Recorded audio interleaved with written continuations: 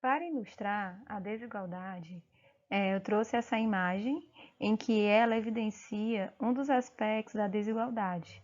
Você percebe que de um lado nós vamos ter comunidades carentes e do outro lado edifícios de alto padrão, construídos bem próximos, mas com uma divisão territorial bem marcante. Então, a gente vai perceber nessa imagem, de um lado, a riqueza, em que existe uma maior concentração de pessoas de alto poder aquisitivo, e do outro lado, reside pessoas de baixa renda, pessoas pobres. Agora, vamos analisar essas duas charges. Na primeira charge, o que nós percebemos? Nós estamos vendo um garotinho com seu pai, em que ele diz para o pai o seguinte: pai, eu quero morar naquele mundo. Qual é o mundo em que o garoto se refere? Você saberia responder? Hum? E na outra imagem, você percebe duas realidades, né? De famílias. Uma criança manuseando aí um iPad, usando, e na outra, a outra criança tendo que pedir. Como vimos até agora, o mundo em que vivemos é extremamente desigual. As desigualdades socioeconômicas, elas não são recentes.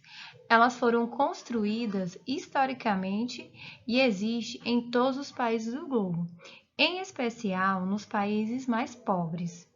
A raiz histórica de boa parte dos problemas sociais atuais está na forma como algumas nações exploraram outras, como colonização, imperialismo, e também nas formas que as classes dominantes de cada país utilizaram e ainda utilizam seu poder para se manter em posição de superioridade econômica. No início da aula, eu trouxe um recorte de uma página da internet que falava o seguinte: por que a América Latina é a região mais desigual do planeta? O que explica essa desigualdade nessa região? Uma das explicações a gente precisa voltar na história. Vamos lembrar que lá no século XV para o século XVI, com as grandes navegações, os europeus eles saíram da Europa em busca de riqueza. Foi nesse momento em que eles se depararam com o continente americano. E o continente americano se tornou um lugar de exploração. Boa parte desse território foi explorado pelos países europeus, como Inglaterra, Portugal, França, Espanha. Então, as riquezas existentes aqui na América eram levadas para a Europa. E essas riquezas, ela enriqueciam esses países, enquanto que aqui na nossa região predominava a desigualdade social, a pobreza, porque era uma região que não se desenvolvia, porque ela era justamente uma colônia de exploração. O intuito principal desses países era explorar essa região.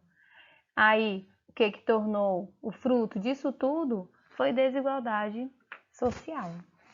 Assim, para afirmarmos que algum país ou algum setor da economia sofre com problemas sociais, tais como a fome e a pobreza, precisamos estabelecer critérios comparativos. Os critérios comparativos mais adotados pela Organização das Nações Unidas para analisar essa questão são os indicadores socioeconômicos, tais como taxa de mortalidade infantil, taxa de analfabetismo, acesso à água potável, desnutrição, renda per capita, IDH, expectativa de vida ao nascer, entre outros. Agora vamos estudar um dos indicadores que revelam a qualidade de vida da população de um determinado país. Esse indicador é chamado de IDH, Índice de Desenvolvimento Humano. Os critérios usados são educação, renda e saúde. Então, de acordo com esses critérios, os países eles vão ser classificados da seguinte forma: em desenvolvimento, ou emergentes, país desenvolvido ou países menos desenvolvidos. O IDH é uma referência numérica que varia entre 0 a 1.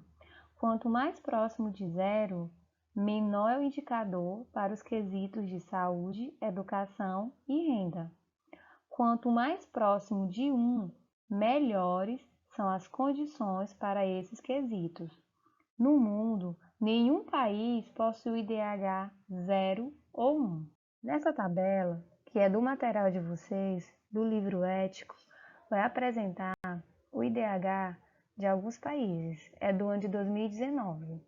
Eu destaquei 2 países, França e Serra Leoa.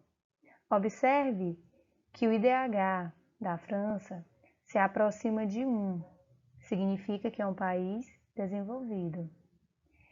E o IDH de Serra Leoa está mais próximo de 0, então permite considerar que é um país menos desenvolvido. Agora, vamos analisar esse mapa que representa o nível de desenvolvimento econômico dos países, de acordo com a ONU. No continente americano, os 2 países que vão ter o IDH mais elevado são Estados Unidos e Canadá. Na Europa, vai ter um grupo de países muito maior, como Noruega, Dinamarca, França, Itália, Bélgica, Holanda. Então, o continente europeu é o continente que vai ter o maior número de países com o IDH elevado. No continente asiático, nós vamos ter o Japão, em que tem um IDH bem elevado. E na Oceania, nós vamos ter destaque para a Austrália e para a Nova Zelândia. Enquanto que a África é o continente que vai apresentar o IDH mais baixo, em que vai estar representado pelos países menos desenvolvidos. Já no restante, da América e alguns países da Ásia, nós vamos ter países em desenvolvimento, em que o IDH ele vem melhorando nos últimos anos, mas ainda não é o IDH ideal para esses países. Agora vamos estudar a expectativa de vida ao nascer, que é outro indicador que mostra a qualidade de vida da população de um país, que significa a média de anos que uma população vive. Quanto melhores forem as condições de vida da população, mais anos em média viverá. Ou seja, nos países desenvolvidos, a população ela tende a viver mais anos por conta do acesso à saúde, educação, emprego. Enquanto que nos países pobres, devido à escassez de recursos, a tendência é que a população ela viva menos tempo.